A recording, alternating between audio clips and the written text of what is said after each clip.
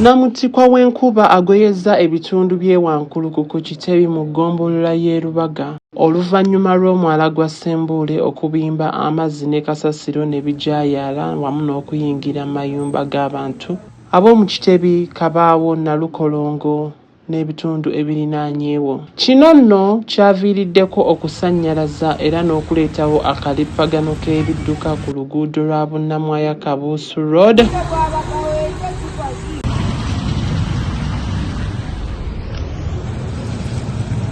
Kino nno kyalese abantu nga beemulugunya. Mulekeraawo ennyumba zonna zijjudde amazzi, tetulina leero bwe tugenda kusula. Tusaba gavumenti etuyambe n'abantu buli kasasiro enkuba buli weeyiika kasasiro nga bayiwa muli.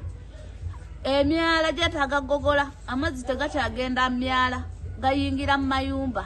Tusaba buyambi gavumenti mutuyambire ddala. Azambiye nagiddemu ebikere bannanga abeesimbyewo mututaase kino kye Kabaawo kize kwogera ku nsonga z'omwala.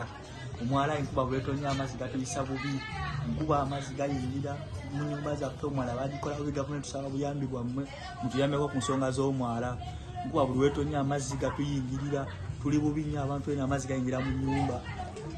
Abangi balabiddwako nga basena amazzi oluvannyuma lw'amazzi okuyingirira amaka gaabwe. Bakira abayizi abadde bava ku ssomero ku ssaawa 10 baalemereddwa okusala anti ekkubo lyabadde lisaliddwako amazzi.